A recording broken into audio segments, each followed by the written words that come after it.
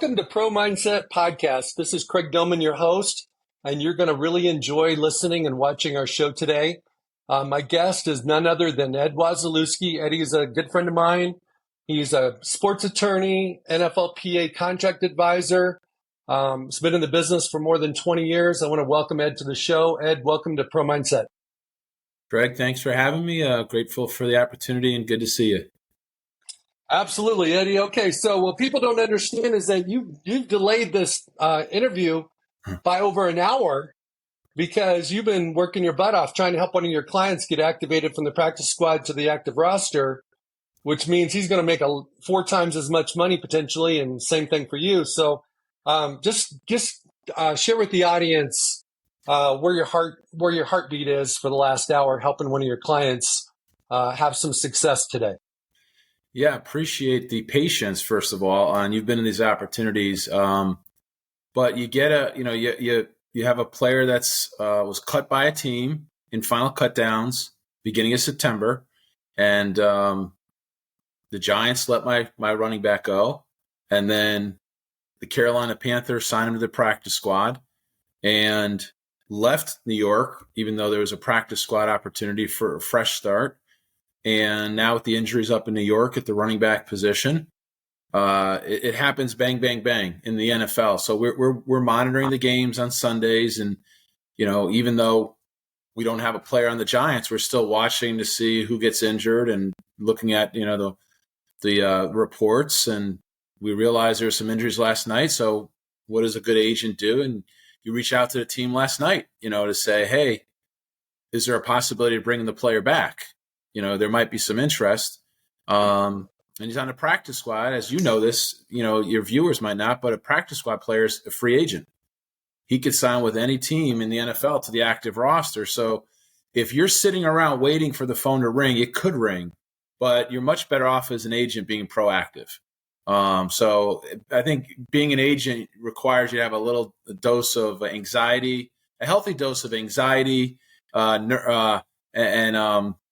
just a little bit of ADD, where it helps you because you don't want to be satisfied your client's on a practice squad, and he doesn't want to be on the practice squad. These guys have played in college in meaningful games. So you have the GM of the Panthers calling now because he realizes you have to give the team the heads up that he's getting poached to the active roster.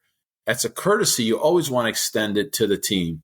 And so you reach out to the team and, hey, and this team is going to sign the player, wants to sign him to the active roster. The player's, going to make that decision, but I think the player is leaning that way. And then the GM and head coach get together and they make the decision. They try to recruit the player back, perhaps, to their team. So, it's all public information. It's happening now. It's October 24th, I think, here. So, 2023 Monday, but it's happening, just happened. And so you have the Giants trying to sign the player to their active roster, and that helps the player's professional growth because he's going to play on a Sunday, and he's guaranteed 3 weeks on the active roster. It means he gets a credit season towards his pension. That's big. So Eddie, let me jump in there and say that, and correct me if I'm wrong, by him going to the New York organization and leaving the Panthers, he's guaranteed 3 game checks, which is big for these guys. Right. That's more than he would make on the practice squad for the entire season. But isn't it true also that if he would have stayed in Carolina and would have been activated by Carolina, he would not have been guaranteed 3 game checks? Yeah, it's just small nuances. You're 100% correct. You've been in this many times before, but he is, yes, the team can say, we're going to play you this week, but the next week could come up and they could say, and it could be true, we have an injury at offensive line. We got to protect our franchise quarterback, Ed. We'll get him up. We're going to have to release him. And they could. There's no guarantee even that they would play him this week, to be honest with you. And it's not like they're being honest with me, but things come up in the NFL at all times by a player going from a practice squad to an active roster on another team. They're guaranteed those 3 weeks. And even if the team lets him go, he will still get paid out that money. Absolutely. Okay, so we've got a pro mindset podcast here, Ed. And I'm going to start out by just talking about, I want to ask you about what do you look for in a client, which has got to be the same thing as what the teams look for in a client and a player. In addition to the God giftedness that they have, the athleticism they have, the 40 time they may run, the height, weight, and speed, so to speak. What are you looking for in a player? Yeah, it's a great question. And I came in the business, fortunate to have met you as, 2006 draft. I came in 2003 and I was a young guy, my first draft pick. I had a 7th rounder, Ethan Kilmer. You had the 4th rounder, Damato Pecco. And you were very, gracious to get, to exchange some notes with me, share information, which I try to do with younger agents, pay that forward. I think that's one of your great traits. But what I look for in a player is I look for someone that's high character, that that their profession, their craft, they care a lot about it, but they're a good human being. They want a team around them.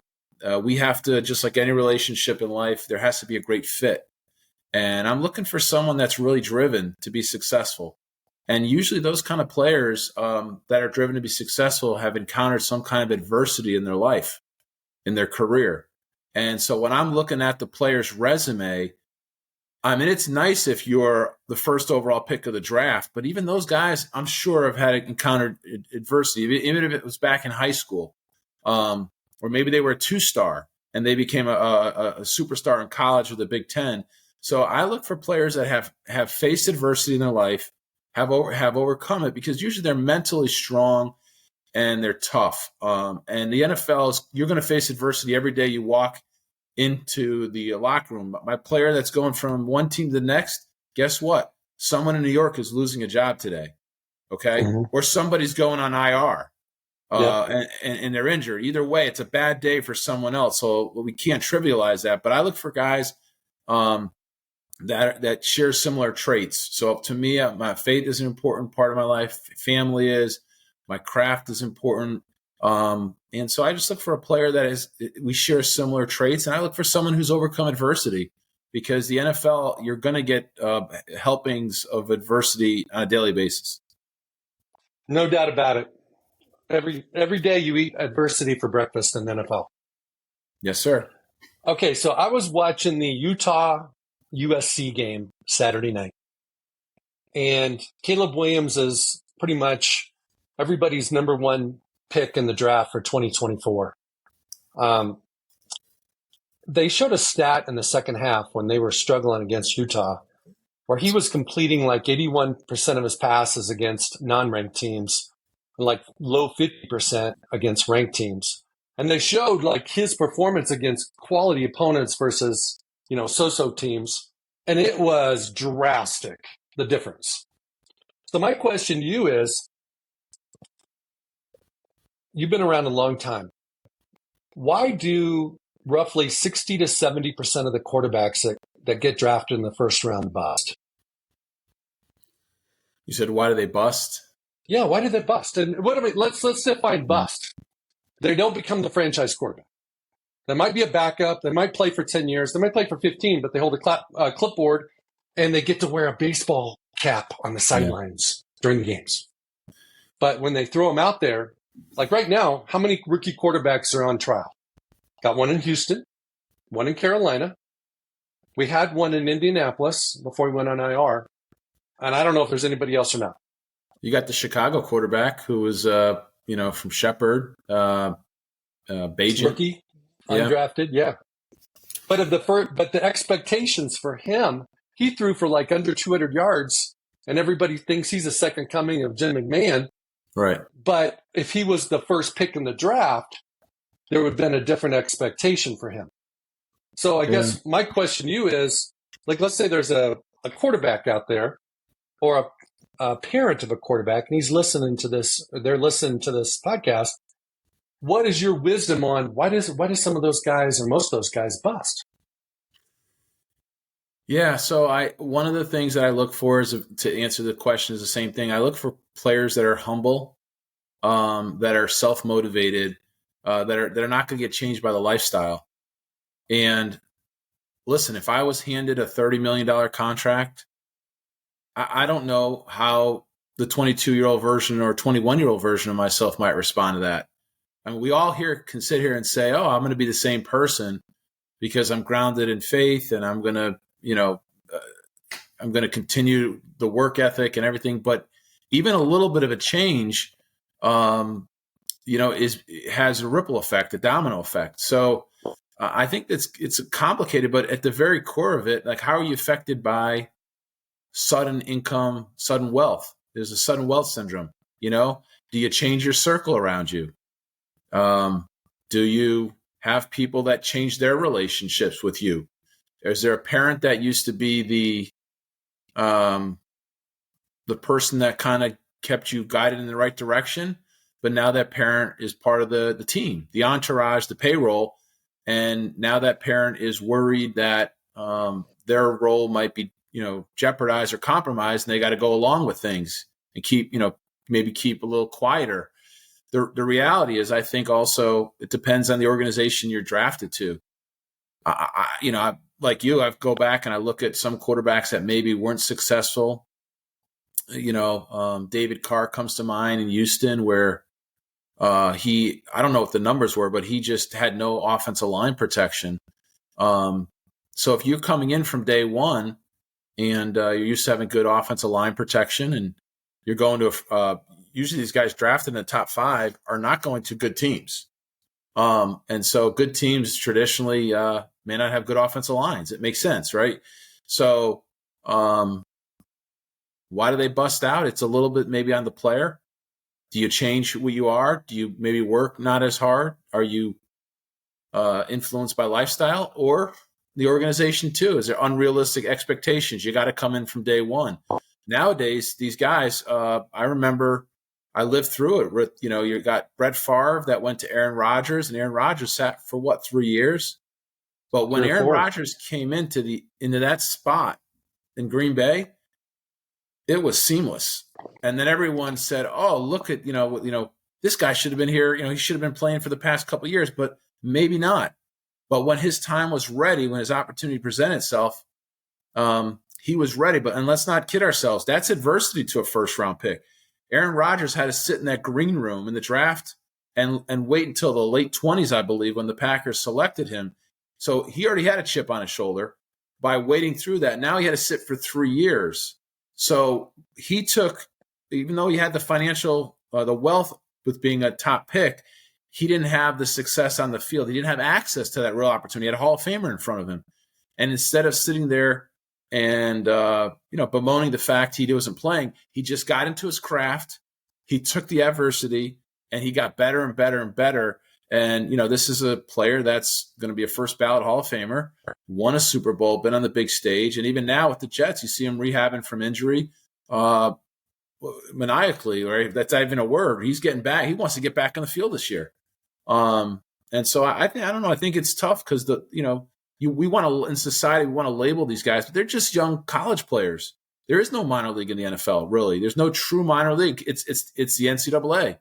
And it's tough because they're still student athletes. We want to tell ourselves they're athletes, but it really is they're athlete students. In major college football, these guys are athletes first and then students seconds. And we students second. We can say whatever we want, but they really don't have the same college experience that I had, when I was coming out. And they have no choice. They got to go to practice. Their future livelihood depends on it. They got to get in there early, stay late. And there's a bust factor. But, there's so many things when you get $30 million, a lot of people are not going to earn $30 million in 1, 2, 3, 4, 5 lifetimes. And so these athletes get it to sign as quarterbacks. And it's honestly the most pressure-filled position in all of pro sports. No doubt about it. If you got a good quarterback, you could win, right, in this league and get into the postseason tournament. If you don't have that position, you're probably not going to be a playoff team. Absolutely. Okay, so Eddie, I'm going to give you a perspective here from this area code, which is I think that the biggest adversity you have as a first rounder is getting drafted in the first round. because the expectations are going to be that you're the face of the organization, you're the franchise quarterback. And for some reason, and I don't know, fans, I understand, they expect this guy to come in and light the world on fire from day one. But it's funny how it's now migrated from the fan base to the front office and the coaching staff. They now, because of maybe job security reasons or whatever, are just like, let's just throw this guy in. And Right. it's like, these guys are not ready. I mean, Steve Young went to the USFL, then he went, then he's in Tampa, and then I think he went to the 49ers, and he chased Joe Montana out of town, and you had back-to-back Hall of Famers. And you get the same type of situation in Green Bay, but the common denominator in both of those situations is the second guy had to wait. The second guy got a chance to develop. Yeah. And so, Carolina threw their guy in. Houston threw their guy in. Indy threw their guy in. That's okay. But odds are 2 of the 3 don't make it. 2 of the 3, odds are 2 of those 3 guys will not be starting quarterbacks in the NFL in 2025. Yeah, it is very tough. And I remember Steve Young. I think it was the Los Angeles Invaders, maybe. And I remember he signed, I was a young guy, but I remember he signed a long contract in the USFL, right? It was like 12 years or a lifetime contract. Oh, yeah, lifetime contract. Right. And the league folded, he's gone. But you just need some time to develop. We're human beings, and we all develop on God's plan, really. And our journey, is unique. Nowadays in the NFL, I mean, they're firing head coaches sometimes after a year. There's been a couple without getting into details. And GMs, if you can't, handle the pressure, you might last a year or two. But some of these owners are very impatient, and they want to win now. So there is a trickle down effect, and you can also make the argument these guys are maybe a little bit more ready. Because in major college football, when you're playing in the SEC, that's very high caliber competition, or the Big Ten. I mean, that's as close as you get to an NFL competitive level. So these players might even be more ready than guys 15, 20 years ago. But there's too much money involved. The TV contracts are too wealthy. They're too lucrative. These head coaches are getting paid too much money. Everyone wants to get in that tournament right away. There's no such thing as really, even if you get a 5 or 6 year contract as a head coach, you could be gone in a year or two. And so it trickles down. You want to win right away, and you get pressure maybe from the ownership level. So the head coach sits in there, maybe the meetings with the quarterback, but then when he's gone, the head coach and the GM might take a meeting with their, on the guy up on the food chain, which is the owner.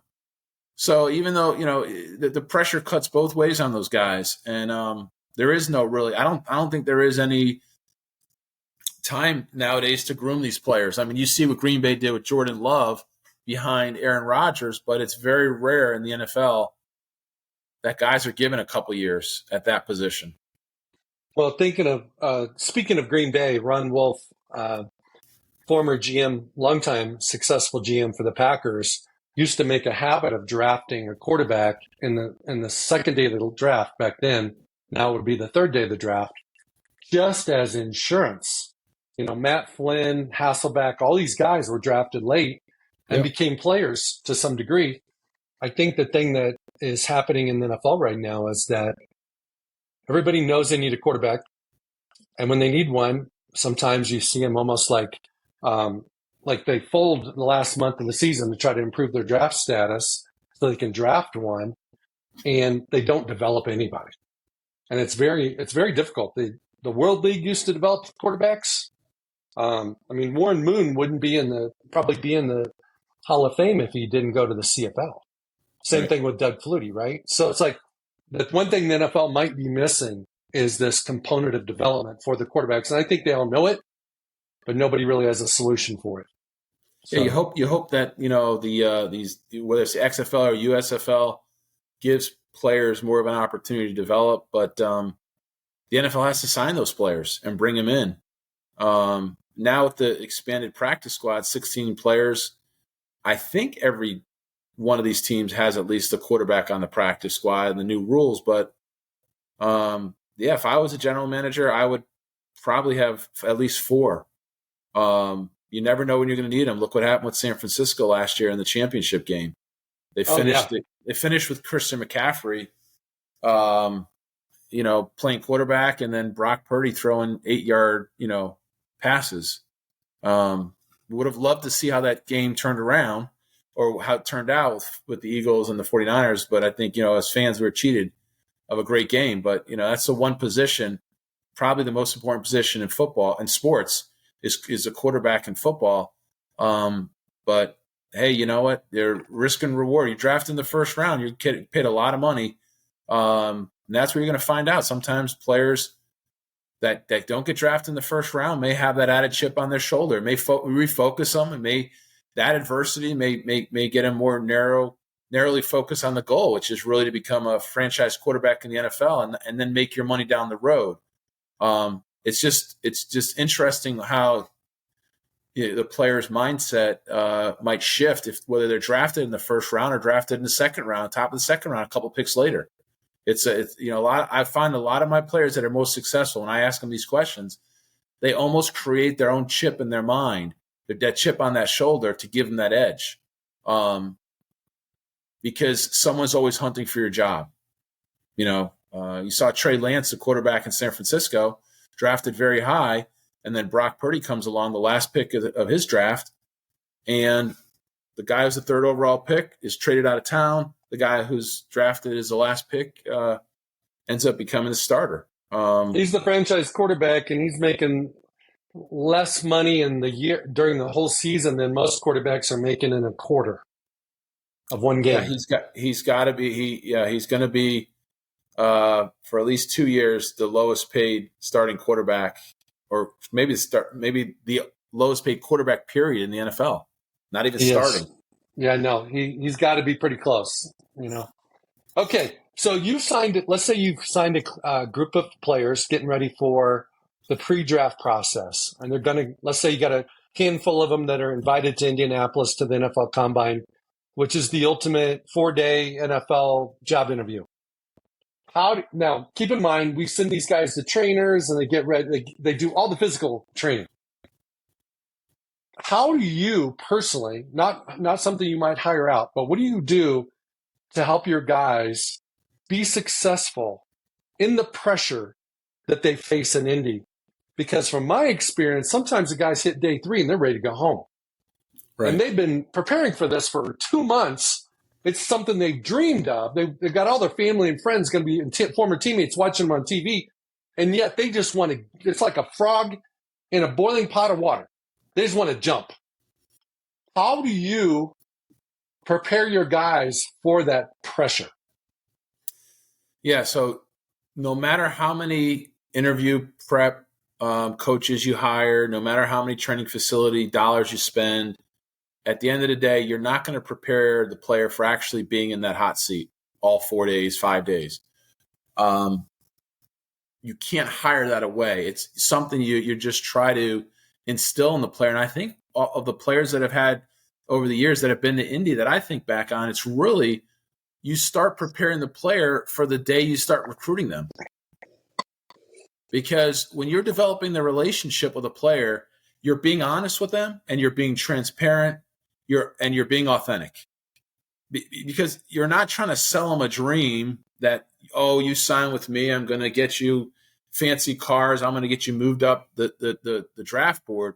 I want to know how these players think. I want to know if it's a good fit for me. And I want to hopefully give them a little wisdom over my years of experience. And so I'm starting to tell them as we're getting to know each other, hey, this is what you're going to want to do. And it happens organically. If a player's worried about his 40 time, he's a great college player, but he's worried about his 40 time. Well, I tell him, well, you don't have to necessarily run the 40 at the combine. Let's see how the training goes. Let's see how the season goes. If you have a high ankle sprain, you might not be prepared. If your training goes well, you may be ready to do that. It's about preparing the player a lot of times of what's coming down the road. And some of the things that are beyond your control You have to let these players know ahead of time. You got to let them know they're not going to get a lot of sleep. They're going to be up at all hours of the morning doing drug tests, doing meetings, staying up late. And you have to control the things you can control, which is your attitude and your effort. And you could game plan for a lot of this. So the things that are within your control, you can't stay up till 10, 11, 12 o'clock at night. You got to get your rest. In order to maximize your performance, whether you're a player or an agent or a GM, coach, financial advisor, you have to get your rest. You have to eat right. You got to sleep right. You're going to have a natural amount of anxiety and nerves, running through your body, adrenaline, like a game day. And the best you do that is just getting your reps and being and creating good habits. Repeat good habits daily. I talked to a veteran NFL player one time, and that's what he said. Eddie, repeat good habits daily. Repeat good habits daily. And this is a guy who played at a very high level, and that's true. So when I'm talking to my players, when I start to recruit them, I want to know what their habits are. Are you going to, if they're like, no, and I notice they're on social media retweeting stuff at 11:30, 12 o'clock, 1 in the morning, I might throw out there, hey, I saw you on social media last night. What were you doing? Oh, that's okay. Now, I was up a little bit later. Now I'm thinking maybe the guy, stays up late and doesn't get enough rest. Maybe he's more concerned with social media than he is about his performance, his craft. And then also, is the player open to coaching? Because at the end of the day, I'm not a general manager. I'm not a head coach. I can't, select him in the first, second, third, fourth round. But I am an expert at what I do. I've been through 21 NFL seasons. I talk to a lot of front office guys, and I'm a part of the inner circle now. I've worked my way to wherever I am in my career, and I know how it works. And if a player's not open to coaching, and I notice something and I try to help him out and he ignores it, maybe that's not a good fit for me. Maybe that's a guy that's projected to be a third or fourth rounder, but now I see he's up late at night, he's eating poorly. He's social media. He's fighting with a girlfriend on social media. These are not, maybe this guy is not ready for the big spotlight. And I think a lot of players think if I'm invited to the combine, I've made it. That's not true. If you have, you might have 100 players invited to the combine that aren't drafted.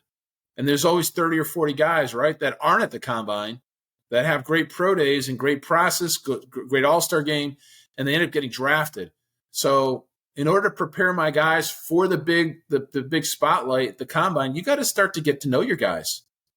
And that's where, like, for me, I run a boutique agency. I'm always between representing 8 to 12, 8 to 10 to 15 players. I get to know my players pretty well. And the most successful players I've had over the years are very receptive to listening to what I have to say. And at the end of the day, Craig, we're just advisors. But that's a big role, because we have an expert view into a player. And so for me, I think there's a Bruce Lee saying that he wasn't afraid of the man that practiced 10,000 kicks once, but he was afraid of the man that practiced one kick 10,000 times. And so if I can find a player that loves to practice, that loves to do the small things, to prepare, to watch, to grind film like scouts do, boy, that's a guy I really want to get to know more. And then when I start representing him, we don't need to talk every day, 10 times a day, but when we talk, it's meaningful. Hey, I saw you play in this game. What were you doing here? Why did that not work out? And then to see how he thinks, because those are the guys that will listen, and I think I can have a positive impact. 'Cause at the end of the day, like you do, I care about my players. I want to see them successful. It's their dream to play in the NFL. My role is to help them live out their dream. And I'm not a yes man. So I'm going to tell them what they need, to be successful for that ultimate interview. And the players that don't take your coaching, you get a little worried about, All right, Eddie. My perspective, I'm just going to piggyback off your answer and just kind of give you my perspective of, you got to prepare the guys for perhaps being uncomfortable. And the teams on purpose put these guys in positions to be uncomfortable. All of us are uncomfortable when we're under constant scrutiny. It's 24/7, and they're depriving them from their sleep. And so how can you, like you said, how can you control what you can control in that environment? Because everybody that goes is dealing with the same thing. Some might have more interviews with NFL teams than others, but everybody's dealing with the same pressure. Yeah. And one more thing is, here's the irony. Teams will make decisions about whether to take in the 3rd round, 5th round, whatever the case may be, based upon what they run in the 40. Because they may have similar grades to 10 other guys at the same position, and they think all of them are similar, but they've got to be able to, have the cream rise to the top in some fashion. So they just go, okay, we can't coach speed, so we're going to go with the fastest guy. And the players know it. So the thing that I think that's really interesting about the whole NFL combine process is, yes, the interviews are important, the drug testing, all that stuff's legit. But if you play a skill position where speed matters, you don't run a good 40, it can knock you down in the draft or raise you up. Go ahead. And what were you going to say? No, I mean, I think the biggest thing is we have a retired GM that we've used for probably about 11 or 12 years now. He does a great job, puts the player in the hot seat for the interview. And I've joined him, I think, 2 or 3 times in these general meetings, and then he won't let you sit on the one-on-ones. That's like a private conversation. But this is a GM that I hold with in very high regard, and he'll use every curse word in the book. He'll make the player uncomfortable, and he films the player. And that's what the environment that you're going to have at the NFL Combine. You're going to be put on the spot. You're going to have 15 people in the room. You're not going to recognize anyone but maybe the head coach or the GM, or maybe there's a position coach that you saw in All-Star game, but you're not going to recognize the other 10, 12 people, and they're going to be staring at you, and you get 15 minutes with a spotlight on you. And Andy Reid's, trying to have a conversation with you, and there's no time there to prepare for answers or look up or look around.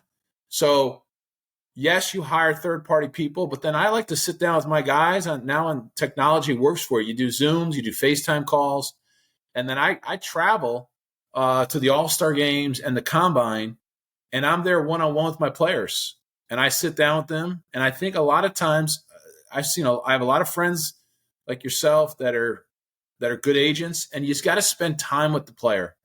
You got to prep them. You're going to know what the weaknesses are. Maybe, hey, you missed 3 games, with the ankle injury. They're going to ask you about it, because in the NFL, you're supposed to play through that. They pay for 17 games. They want you to play 17 games. So you got to prepare them for the tough questions, because they're going to come. And you're right. If a guy runs a 4.35 and the other guy runs a 4.55, one guy might get drafted in the 3rd round, one might be in the 7th round, but you still find good players in the 7th round that play a long time. Heck, you find guys that are undrafted that play a long time. And so that's just the start of your career.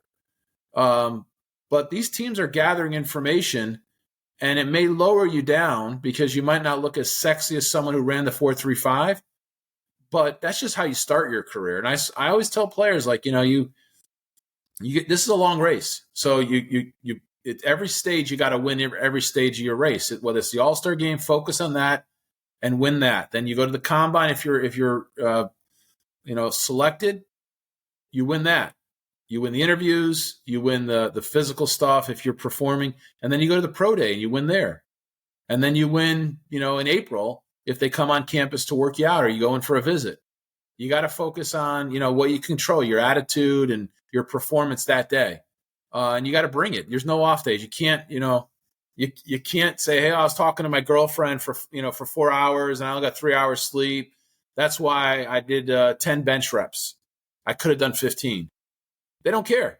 And at that point, you're not focused on the thing that's most important. Did you put your phone on Do Not Disturb? I put my phone on on mute right now, silenced it because I'm in a meeting. Well, if your phone starts ringing and Andy Reid's sitting there, you made a bad impression. So sometimes as agents, we take different roles. Sometimes we're a philosopher. Sometimes we're the strength coach. Sometimes we're the parental units, right? Did you turn your phone off? Hey, matter of fact, leave your phone outside the door. Leave it in the hotel room. Did you pick up after yourself in the hotel room? You can't throw your stuff around there. They're going to report that back, to the teams. Hey, this guy, left his dorm room in a mess at the All-Star game. So you got to try to take different roles with your player and try to put them in a position so they are a little uncomfortable. You mentioned that word uncomfortable. That's a great word. And because if you get your reps and your practice before you get to the All-Star game or the combine, you might be a little better prepared than the next guy. And at the end of the day, it may come down to two guys.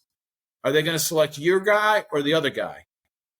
And sometimes you can control that. But I think a lot of times the players that are successful, they win every stage of the marathon.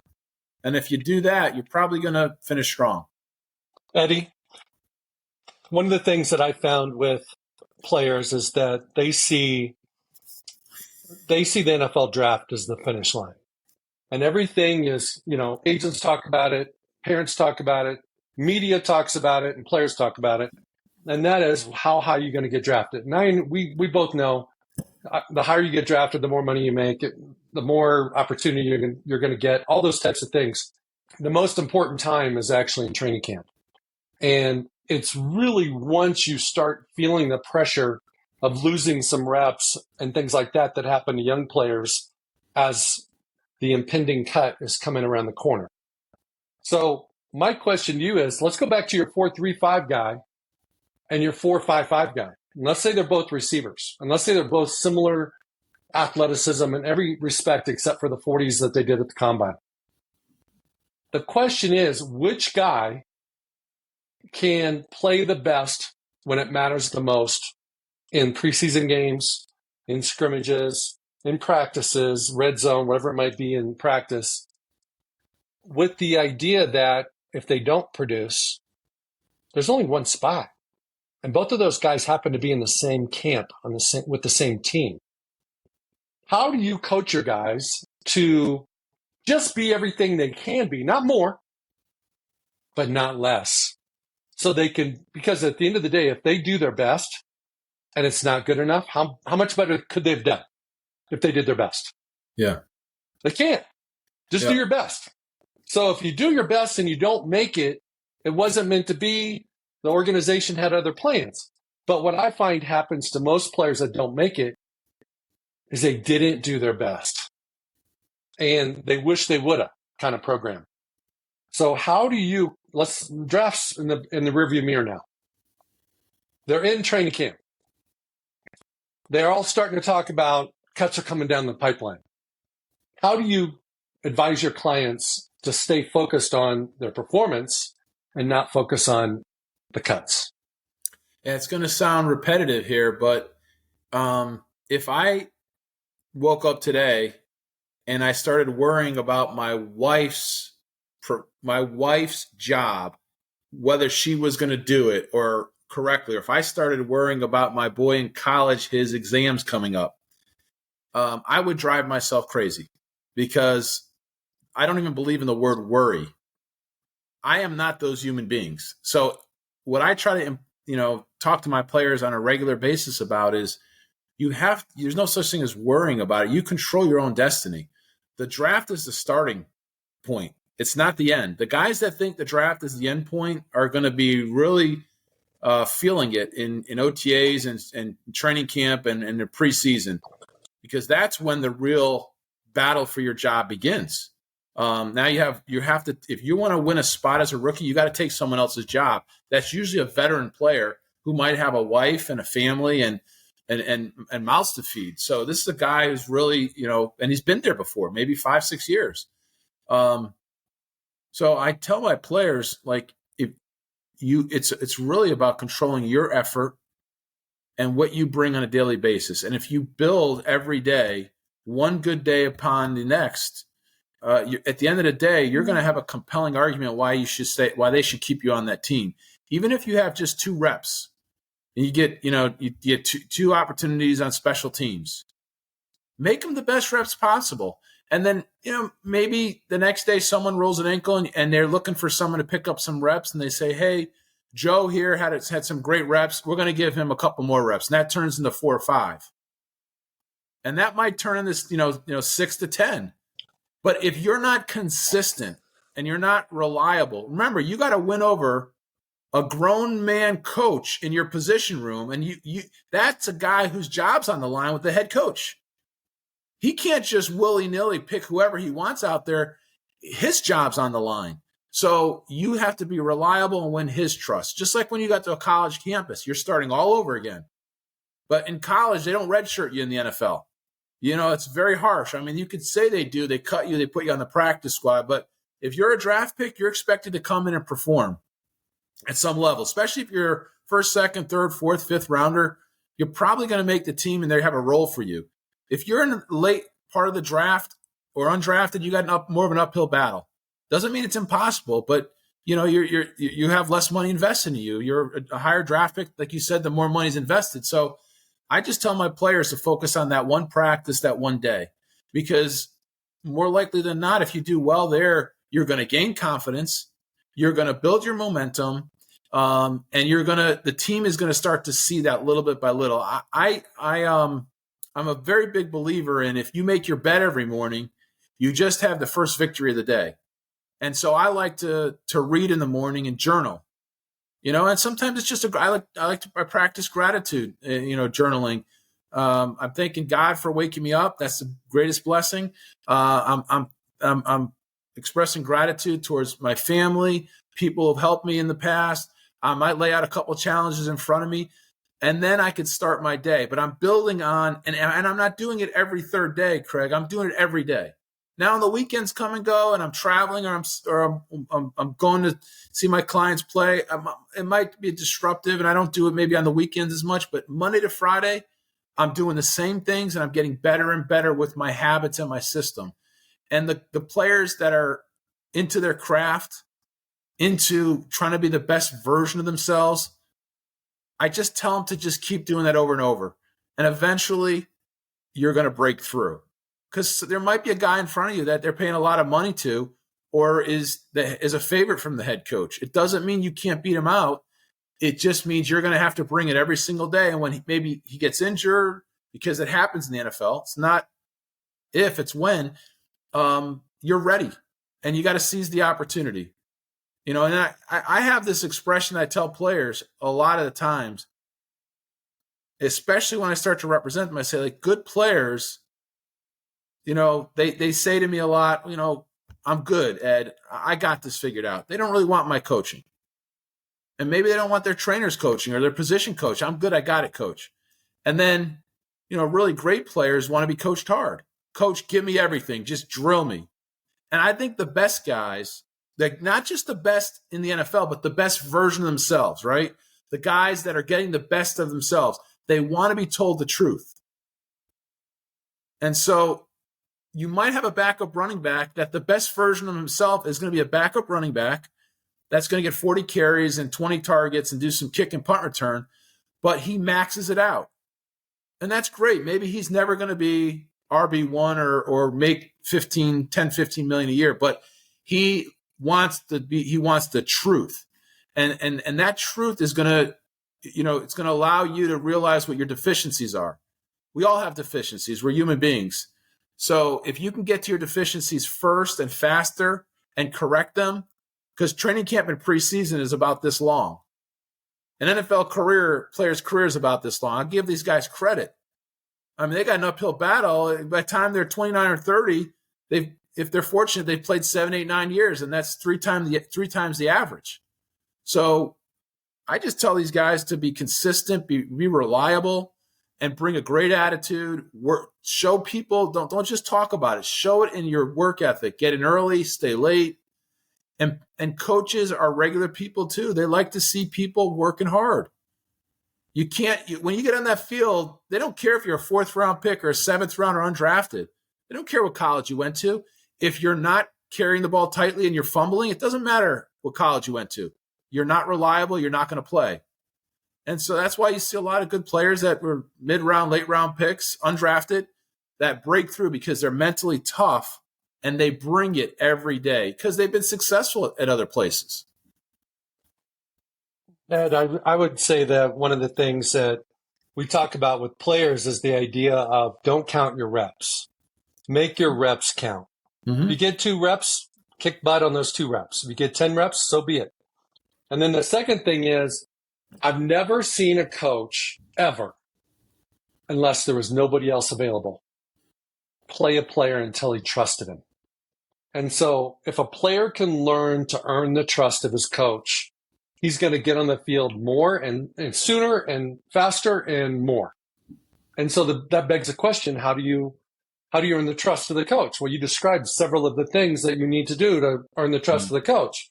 You got to know your playbook inside and out. I mean, you got to know the playbook better than your coach, if that's possible. Second thing I believe you have to do is you have to exude confidence, because they feel it. It's an energy. You know, when you go to training camp and you watch your guys, sometimes they got it, sometimes they don't have it. And so it's like, I feel like the players the teams don't cut the players. The players cut themselves because they start feeling sorry for themselves. They get their dapper down. They lose a little bit of confidence. They're pouting about their reps. They're just frustrated because it's something they didn't have in college or in high school because they were the man. And so what happens is when the teams get together at the end of training camp and they have multiple, it's not one meeting and they decide who's going to make the 53-man roster, but in the multitude of meetings towards the end of training camp, the players are telling the coaches, I want to be on the team. Or, hey, I'm okay. You can cut me. I don't deserve to be on the team. I don't know what I'm doing. You can't trust me. I don't have confidence in myself. And so what players don't realize, I think, is that it's a self-fulfilling prophecy. If you have a will to make it and you do all the right things and you have a standard that's higher than the coach's standard, you don't ever have to worry about meeting his standard because your standard's higher than his. Okay, so we're gonna bring this to a conclusion with, let's pretend that you're sitting down with the family, you're sitting down with the player. He might even be in high school. He might be a young college kid. And he aspires to be an NFL player. Right. What kind of, you can't go from, sophomore in high school to the NFL. So what can that player do today to make himself better so that maybe in 6 years he's a draftable player? Yeah, so I'm going to get back to your last point because it was a great one, and I didn't get a chance to respond. I don't want to leave you hanging there, but you made a great point. We manifest our own success in life. And when I was a younger agent, 21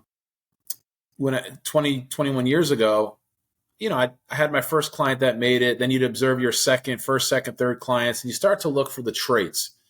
And those players, even if they were undrafted, I remember Isaiah Akajuba and Jermaine Hardy and some of these young guys that were not drafted and they made teams. And I would talk to them and they would say things like, the coach likes me. I'm gonna show up at this last preseason game. I'm gonna work hard. I'm gonna get, and they were manifesting their version of success. And so that's important because you talk about the vibe you give off, but if you don't believe you could make the team, why in the hell would the head coach, general manager, and your position coach think you can make the team? Right? We all make mistakes. You're going to make mistakes in the NFL as a player. Everyone does. That's not what they're looking for. And NFL coaches are grown men and women, and they want accountability. Hey, I made a mistake. The language is usually a little more colorful on the sideline in the locker room. I made the mistake. It's not going to happen again. Okay, I got you. But you can almost enjoy making the mistakes. Okay, I learned. I'm better for it because we all make mistakes. So like when you're talking to young people, like when you start off as an agent, you're learning the craft. There's no book for how to be an NFL agent out here, really. I mean, there's a couple opinions, there's podcasts, there's shows, all that stuff. But the reality is it's a lifestyle. You're just trying to help other people become the best version of themselves. So nowadays I was starting to smile when you talk about high school, because if you asked me about that 5 or 10 years ago, I'd say, well, I never talked to high school players. And that would be true. But now with the advent of NIL, high school players are reaching out. 2.5 years ago, NIL came around, and I had high school players that I had helped coach when they were in CYO football reaching out to me about doing NIL deals. And I'm like, you're barely on a college campus. Well, why don't you make the team first? You're a walk-on or you're a red shirt right now. No, I want these deals. So I what I try to tell players is, you might be a big fish in a small pond in high school, but wherever you go to college, everyone there was a big fish in that smaller pond. So you're going to need to create good habits that are transferable early. If you don't like lifting weights, if you like indulging in the lifestyle, it could be partying, it could be drinking, it could be doing other stuff. Okay, well, it's okay to enjoy that, but are you doing it too much? If you were doing it too much in high school and you got away on natural ability, you're not going to be able to get away with that in college. Do you like to work out? If you don't like to work out and you're trying to play college football, when you get to that strength room, you're going to be shocked, because they expect everyone to come in there and work. And that's what your redshirt year, a lot of times I see in colleges, like, you're getting used to lifting weights, the training table, eating correctly. And then, because they're going to, those coaches in college, they want you to be at a certain weight. They want you to do so many reps. They want your certain speed. And it's very, it's analytics now. They're looking at everything, and they're going to drive players certain height, weight, speed at a position. So for me, it's really dictating, helping the player, correcting some of the perceptions there.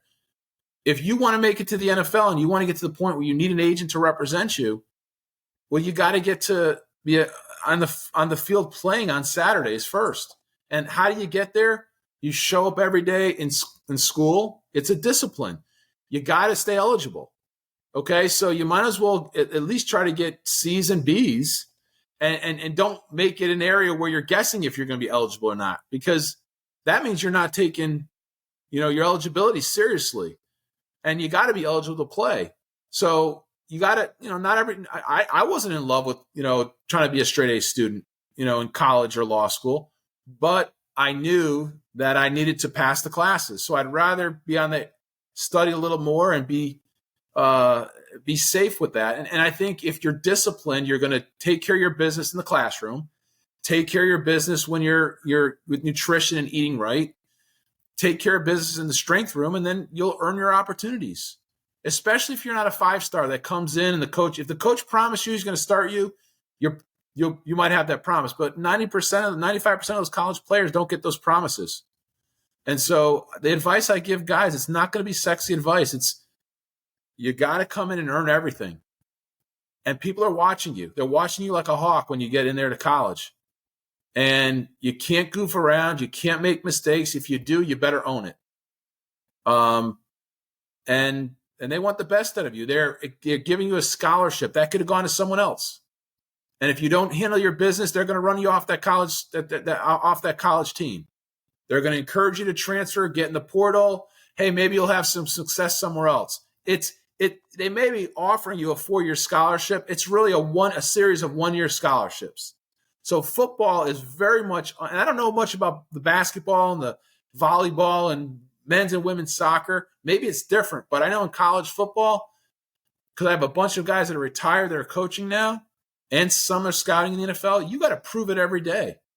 And if you're not serious about it, and you know this, Craig, you know everything that we're talking about here, you've lived it with your boys. If you can't prove it every day, they're going to run you out of there. They'll find someone else because their job's on the line. And it's just a trickle-down effect. So I just try to be realistic. And as an agent, I'm not a fit for everyone, because I'm not going to tell them how great they are. I'm going to be, if they're really, there's a great chance if I'm talking to a college player, they're pretty good at a lot of things. But we're all humans. We all can get better and become the best version of ourselves. So I get real picky, and I'm also very honest with these guys and authentic. And that's not for everyone. So if I'm sitting in a living room talking to you, I will tell the player what he's done great. And then I also say, and I ask him, I like to ask open-ended questions. Where do you think you need to get better? Because then the player has his own conception, or his family, of where he needs to get better. We all need to get better, because when you're going from college to the pros, maybe you're the 5th best running back in the draft, but when you get to the NFL, that might make you the 47th best running back in the NFL. So no doubt. No doubt. I want to pick you. That's an important race there that I think a lot of guys don't understand. At the end of every draft, only one guy wins the race, the guy who's picked first overall. And so, they all lose the draft except for that one guy. So, I think being authentic and real and true to these guys, if someone was talking to my boy about that, that's the only thing I could ask. Have an honest, genuine conversation. Ask the player and family where they think they need to get better. Where do they think their strengths lie?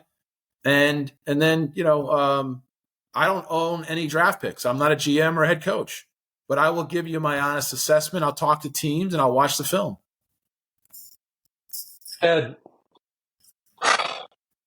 2 thoughts. One is that if we're talking to a high school kid, they do not understand how much of a business college sports is.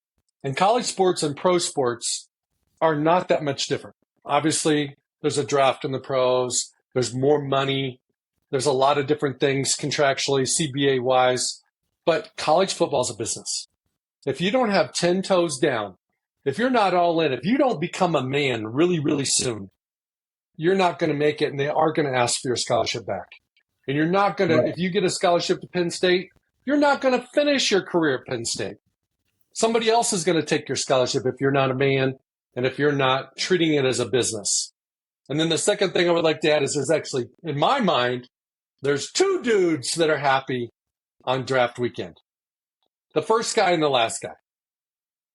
Because everybody in between thought they were going to get drafted higher. But the last guy, there's 5,000 people wanting to be that last guy. So when Brock Purdy was drafted in 2022, he was a happy camper. I don't even know who Mr. Irrelevant was this year. But it's like that last guy is nobody wants to be the last guy until there's only one pick left. Right. And everybody wants to be the last guy, right? Yeah, life is about perception, right? It's like when we were kids and they're picking teams for kickball or something, or you're playing up on the basketball courts and you go to the town league and they're like, hey, there's 20 of us and you want to be in that 10 to get picked. Hey, it doesn't matter if you're 10 or 3rd, you're playing. You're staying on the court if you win. No doubt. Ed, thank you so much for being on Pro Mindset today. I hope the audience gained some wisdom and some knowledge from your feedback and perspective. It's always a joy to talk to you. I appreciate you jumping on the show. I think you were probably worried that I would ask you some crazy questions, but these were all pretty easy layup type questions. And I appreciate your contribution today. Well, Craig, grateful for the opportunity. If you want to get together again and ask some other questions, we'll do it. We'll run it back. But thank you. Sounds good. Hey, it's Craig Doman, the host of Pro Mindset Podcast. I want to thank you for listening or watching today's show. And you can catch us every week on the normal social media platforms like YouTube, Facebook, Instagram, and all the listening podcast platforms. I hope you enjoyed today's show. And more importantly, I hope you gained a Pro Mindset insight. Please be sure to rate and review Pro Mindset Podcast. And I look forward to catching up with you on our next show.